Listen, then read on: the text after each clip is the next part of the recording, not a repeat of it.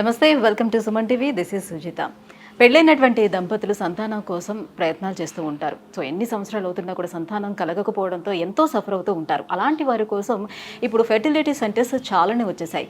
అయితే ఏ ఫెర్టిలిటీ సెంటర్కి పడితే దానికి వెళ్ళలేము కదా, అందులో ఎక్స్పీరియన్స్ డాక్టర్స్ ఉన్నారా లేదా అనేది కూడా మనం చూసుకోవాలి. సో అలా 12 సంవత్సరాల సుదీర్ఘ అనుభవం కలిగినటువంటి డాక్టర్ స్ఫూర్తి చెన్నమనేని గారు మనతో పాటు ఉన్నారు. ఫ్రమ్ కన్సీవా ఫెర్టిలిటీ సెంటర్ కొండాపూర్ నుంచి. సో సంతానలేమి సమస్యలకు ఎటువంటి ట్రీట్మెంట్స్ ఇక్కడ అవైలబుల్ ఉన్నాయి, సో ప్రొసీజర్ ఎలా ఉంటుంది, ఎలా చేస్తారు, ఈ విషయాలన్నీ మేడం అడిగి తెలుసుకుందాం. Hello ma'am. హలో అండి. మ్యామ్, ఫస్ట్ ఆఫ్ ఆల్ చాలా చోట్ల వింటూ ఉంటాం సంతానలేమి సమస్యలకి మీరు చేసేటువంటి చికిత్సా పద్ధతుల్లోని ఐయుఐ గురించి వింటూ ఉంటాం. ఐయుఐ గురించి తెలుసుకునే ముందు అసలు సంతానలేమి సమస్యలకి కాసెస్ ఏముంటాయో తెలియజేస్తారా? సో ఒక కపుల్ 1 year నుంచి ఎటువంటి ప్రొటెక్షన్ లేకుండా రెగ్యులర్ ఇంటర్ కోర్స్లో పాల్గొన్నా కూడా ప్రెగ్నెన్సీ రావట్లేదు అంటే అప్పుడు ఇన్ఫర్టిలిటీ అని డయాగ్నోస్ చేస్తామండి. అండ్ అదే కపుల్ ఒకవేళ ఇది ఎవరికి 1 year చూస్తామంటే లెస్ దెన్ 35 years, వాళ్ళ female age less than 35 years ఉన్నప్పుడు 1 year వరకు వెయిట్ చేయమని చెప్తాం. అదే ఒకవేళ 35 years పైన వాళ్ళకి 6 months వెయిట్ చేయమని చెప్తాం. ఒకవేళ 6 monthsలో కూడా ఎటువంటి అంటే వాళ్ళు ట్రై చేస్తున్నారు బట్ స్టిల్ రావట్లేదు అంటే వాళ్ళకి ఇన్ఫర్టిలిటీ లాగా డయాగ్నోస్ చేస్తాం. సో ఇప్పుడు ఐయుఐ మెథడ్ అనేది కేవలం లేడీస్లో ప్రాబ్లం ఉంటే మాత్రమే చేయటానికి వీలు ఉంటుందా? ఒకవేళ జెంట్స్లో కూడా స్పర్మ్ కౌంట్ ఎంత ఉంటే ఐయుఐకి మీరు ప్రిఫర్ చేస్తారు? సో ఐయుఐకి కూడా అంతే అండి, ఇండికేషన్స్ అనేవి చూస్తాము. మనకి సక్సెస్ రేట్ బెటర్ ఉండాలంటే ఇండికేషన్స్ అనేవి కరెక్ట్గా, అంటే పేషెంట్ ప్రొఫైల్ మనం సెలెక్ట్ చేసుకున్న కపుల్ ప్రొఫైల్ అనేది కరెక్ట్గా ఉందా లేదా చూసుకుంటాం. బేసిక్లీ 3 most important థింగ్స్ అండి. మనకి ఐయుఐ చేయాలంటే నార్మల్ ట్యూబ్ ఉండడం, అట్లీస్ట్ ఒకటన్నా నార్మల్ ట్యూబ్ ఉండడము, అండ్ ఎగ్ పెరగడము, రిలీజ్ అవ్వడం అనేది జరుగుతూ ఉండాలి ఫీమేల్లో. మేల్లో మైల్డ్ స్పర్మ్ ఇష్యూస్ ఉన్నప్పుడు, మైల్డ్ స్పర్మ్ కౌంట్ ఇష్యూస్ ఉన్నప్పుడు చేస్తాం.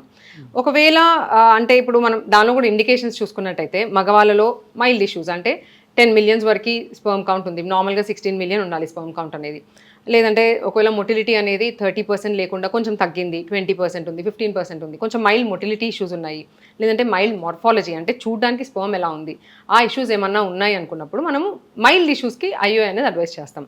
అలాగే ఇంకొక ఇష్యూ కొంచెంమందికి ఏంటంటే ఎరెక్టైల్ డిస్ఫంక్షన్ ఉంటుంది, అంటే అలాంటి ఇష్యూస్ ఉన్నా, లేకపోతే రిట్రోగ్రేడ్ ఇజాక్యులేషన్ అంటాం. సో ఈ అంటే కపుల్ కలవడంలో ఇబ్బంది ఉంది అన్నా కూడా మనము ఐయుఐ అనేది అడ్వైస్ చేస్తాము. అండ్ కొన్నిసార్లు ఏంటంటే కంప్లీట్గా 0 ఉన్నప్పుడు స్పర్మ్ కౌంట్, ఒక్కొక్కసారి డోనర్ స్పర్మ్కి వెళ్ళడానికి రెడీగా ఉంటారు కపుల్. సో అలాంటప్పుడు కూడా మనం డోనర్ స్పర్మ్ అడ్వైస్ చేసిన కపుల్కి ఐయుఐ అనేది అడ్వైస్ చేస్తాం. సో దీంట్లో సక్సెస్ రేట్ అనేది ఎంతవరకు ఉంటుంది? మాక్సిమం 3 cycles కూడా ఒకవేళ సక్సెస్ కాకపోతే ఏంటి, అసలు ఇంకొక సైకిల్ చూడాల్సిన అవసరం ఉంటుందా, లేకపోతే అక్కడతో ఆపేసి నెక్స్ట్ ప్రొసీజర్కి వెళ్తారా, ఎట్లా ఉంటుంది? సో ఐయుఐ అనేది మనము సక్సెస్ రేట్స్ చూసుకుంటే మళ్ళీ డిపెండింగ్ ఆన్ పేషెంట్ ప్రొఫైల్ అండి. మనం అన్ని కరెక్ట్గా మనం అనుకున్న పేషెంట్ ప్రొఫైల్ తీసుకున్నాము, కరెక్ట్ వాళ్ళకి ఎగ్ రిలీజ్ అవుతుంది, స్పర్మ్లో మేజర్గా ఇష్యూస్ లేవు, అన్నీ బాగున్నాయి అన్నప్పుడు 10 to 15% ఒక సైకిల్లో సక్సెస్ రేట్ అనేది చెప్తాం. అండ్ ఒక 3 cycles చూస్తాము, అంటే క్యూములేటివ్ ప్రెగ్నెన్సీ చూస్తాము. ఇప్పుడు ఒక సైకిల్లో రాలేదనగానే ఇంకొక 2 cycles చేసుకొని, సో ఈ క్యూములేటివ్ ప్రెగ్నెన్సీలో ఒక 30% మెంబర్స్ కన్నా ప్రెగ్నెన్సీ వచ్చేస్తుంది ఒక 100లో.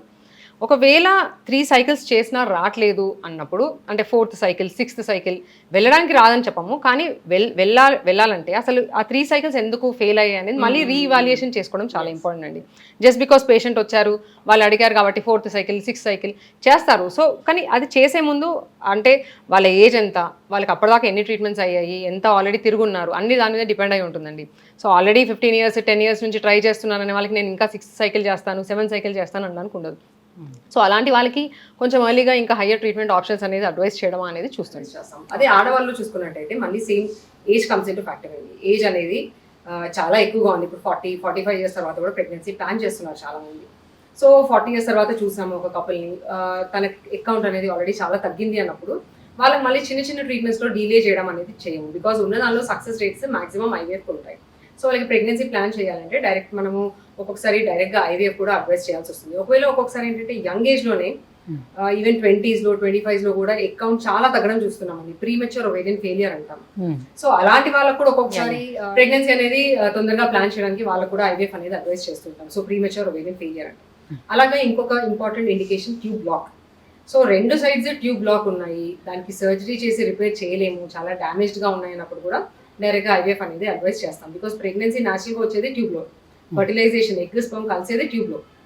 ఇప్పుడు ట్యూబ్లోనే బ్లాక్ ఉందంటే ఎగ్ స్పర్మ్ కలవడానికి ఛాన్స్ ఉండదు కాబట్టి అలాంటి వాళ్ళకి డైరెక్ట్గా ఐవీఎఫ్ అనేది అడ్వైస్ చేస్తాం. సో ఇప్పుడు వాళ్ళు ఈ స్పర్మ్ తీసుకుంటారు, తర్వాత ఆ ప్రొసీజర్ అనేది ఎలా ఉంటుంది? ఫస్ట్ టైం వచ్చే వాళ్ళకి చాలా భయం అనేది ఉంటుంది. ఇది ఏమైనా పెయిన్ఫుల్గా ఉంటుందా?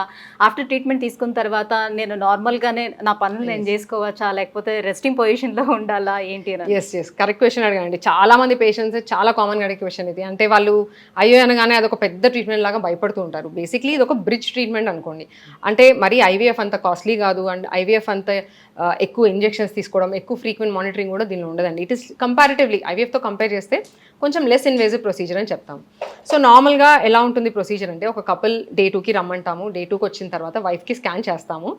స్కాన్ చేసుకొని ఎగ్ కౌంట్ అంతా బాగుంది అండ్ ఎటువంటి సిస్ట్లు ఏం లేవు, అంతా బాగుంది అన్నప్పుడు వాళ్ళకి వైఫ్కి ట్యాబ్లెట్స్ ఇవ్వడం జరుగుతుంది. ఒక 5 డేస్కి ట్యాబ్లెట్స్ పెడతామండి. సో దీన్ని ఓవ్యులేషన్ ఇండక్షన్ అంటే ఎగ్ పెరగడానికి ట్యాబ్లెట్స్ ఇస్తాం.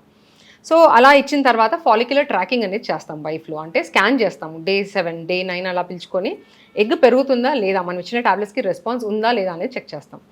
ఒకవేళ రెస్పాన్స్ అనేది బాగుంది అంటే వాళ్ళకి వేరే ట్యాబ్లెట్స్ ఏం అవసరం లేదు. అది ఎగ్ ఎలా ఏ టైంకి పెరుగుతుందనేది చెక్ చేస్తాం. ఒకవేళ సపోజ్ మనం 7th డేకో 9th డేకో చూసినప్పుడు రెస్పాన్స్ పెద్దగా లేదన్నప్పుడు వాళ్ళకి కొన్ని ఇంజెక్షన్స్ కూడా ఉంటాయండి. ఒక 1 or 2 డోసెస్ ఇంజెక్షన్స్ ఇవ్వడం జరుగుతుంది. సో ఇలా ఇచ్చిన తర్వాత ఎగ్ గ్రోత్ అనేది ట్రాక్ చేస్తూ ఉంటాము. ఈ ఎగ్ అనేది మనం డే 2కి చూసినప్పుడు అన్ని చిన్న చిన్నగా 10 millimeters లోపటే ఉంటాయి. సో అందులో ఒక ఎగ్ పెరగడం 1 or 2 eggs పెరిగినా మనం ఐఓ అనేది చేస్తాము. సో అది 18 millimeters to 20 millimeters సైజ్ వచ్చేవరకు దాన్ని ట్రాక్ చేస్తాం. సో ఆ స్కాన్ చేసి ఎప్పుడైతే 18 to 20 millimeters వచ్చింది, దాని బ్లడ్ సప్లై అంతా బాగుంది అన్నప్పుడు ట్రిగర్ షాట్ అనేది ఇవ్వడం జరుగుతుందండి. సో ట్రిగర్ షాట్ ఇప్పుడు ఇచ్చిన తర్వాత 36 to 40 hours మళ్ళీ ఒకసారి పేషెంట్ పిలుచుకుంటాము. ఎగ్ రిలీజ్ అయిందా లేదా కన్ఫర్మ్ చేస్తాం. సో వన్స్ ఎగ్ రిలీజ్ అయింది అన్నప్పుడు మనము ఇంకా ఐఓఐ ప్రొసీజర్ అనేది అడ్వైస్ చేస్తాం ఆ రోజే. So it's day care procedure basically. Anaesthesia లాంటివి ఏమీ జనరల్గా అవసరం పడవు. అంటే పీరియడ్స్ అయినా ఎన్ని రోజుల్లో రావాల్సి ఉంటుంది? సో పీరియడ్ అయిన తర్వాత ఇందాక చెప్పాను కదండి, డే 2 చూస్తాం ఫస్ట్, డే 9కి ఒకసారి చూస్తాము. సపోజ్ డే 10 to day 14 మధ్యలో ఎప్పుడైనా ఎగ్ రిలీజ్ అవ్వచ్చు. సో ఇప్పుడు నేను డే 12కి ఆర్ డే 13కి ట్రిగర్ షాట్ ఇచ్చాను అనుకోండి, డే 14 కాకుండా డే 15కి మళ్ళీ పిలుచుకుంటాను 2 daysకి. సో ఈవినింగ్ ట్రిగర్ షాట్ తీసుకుంటారు, నెక్స్ట్ డే మార్నింగ్ కాకుండా ఆ నెక్స్ట్ డే మార్నింగ్ వస్తారు. ఎంబ్రియో ఎలా ఉందని. సో ఎగ్ రిలీజ్ అయిందా చూస్తాం. అంటే ముందు రోజు మనం చూసిన ఏదైతే 20 millimeters సైజ్ ఆ ఫాలికల్ ఉందో అది మనం ఐఓఐ చేసే రోజు అంటే రిలీజ్ అయిందా లేదా ఎట్లా కన్ఫర్మ్ చేస్తామంటే ఆ 20 millimeters కొలాప్స్ అయి కనిపిస్తుందండి. అండ్ ఆల్సో ఫ్లూయిడ్ కనిపిస్తుంది. యూట్రస్ పక్కన ఓవరీస్ దగ్గర అంతా ఫ్లూయిడ్ లాగా, ఫ్రీ ఫ్లూయిడ్ లాగా కనిపిస్తుంది. సో అది అయింది అన్నప్పుడు మనం ఎగ్ రిలీజ్ అయిందని కన్ఫర్మ్ చేసుకుంటాం.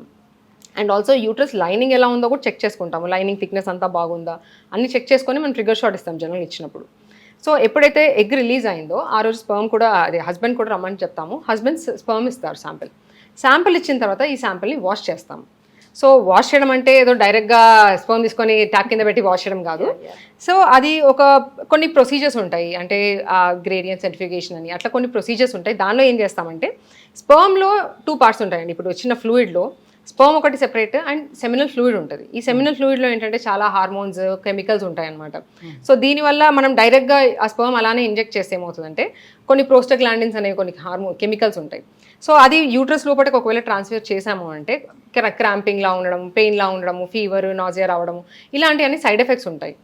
అండ్ కొన్ని డెత్ స్పర్మ్స్ మనం ఏం చేస్తామంటే ఈ వాషింగ్లో ఈ డెత్ స్పర్మ్స్ ఏదైతే ఉన్నాయో, డామేజ్ స్పర్మ్స్ అన్ని సెపరేట్ చేసుకొని అండ్ ఆల్సో ఈ సెమినల్ ఫ్లూయిడ్ సెపరేట్ చేసి ఏదైతే ఆ బెస్ట్ మొటైల్ స్పర్మ్స్ ఉంటాయో ఆ స్పర్మ్స్ మాత్రమే తీసుకొని ఒక చిన్న క్యాథెటర్లో లోడ్ చేస్తాం. ఈ స్పర్మ్స్ అన్ని లోడ్ చేసి అండర్ అల్ట్రాసౌండ్ గైడెన్స్ మనము ఫీమేల్ని ఈలోపు వాటర్ తాగమని చెప్తాము.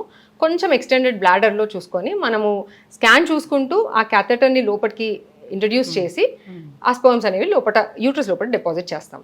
డిపాజిట్ చేసిన తర్వాత ఒక 10 to 15 minutes బెడ్ రెస్ట్ అని చెప్తామండి అంతే. ఆ ప్రొసీజర్ తర్వాత 15 minutes తర్వాత పేషెంట్ వెళ్ళి రెగ్యులర్గా అన్ని పనులు చేసుకోవచ్చు. జాబ్కి వెళ్ళే వాళ్ళు జాబ్కి కూడా వెళ్ళొచ్చు. ఎటువంటి ఫుడ్ రెస్ట్రిక్షన్స్ ఉండవు. అంటే చాలా మందికి డౌట్స్ ఉంటాయి, అయ్యో అయింది next 15 days complete bed rest ఉండాలంటే మేడం అంటారు. అలాంటివి అసలు అవసరమే లేదండి. ఒకటి ఎక్స్ట్రా స్టెప్ ఏంటంటే మనం ఐఓఐ చేసినప్పుడు ఒక టాబ్లెట్ కొంచెం అంటే లూటియల్ సపోర్ట్ లాగా ఒక టాబ్లెట్ ఒక 14 daysకి రాస్తాము. 14 days తర్వాత వాళ్ళు ప్రెగ్నెన్సీ టెస్ట్ చేసుకోమని చెప్తాము.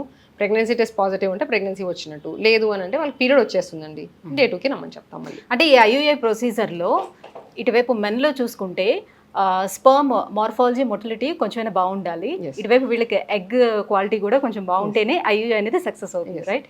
Yes, exactly. Thank you so much ma'am. So IUI procedure అనేది ఎవరికి అసలు ఉపయోగపడుతుంది, సో ఎలా చేస్తారు ప్రొసీజర్, ఈ వివరాలన్నీ తెలియజేసినందుకు thank you so much. Thank you అండి.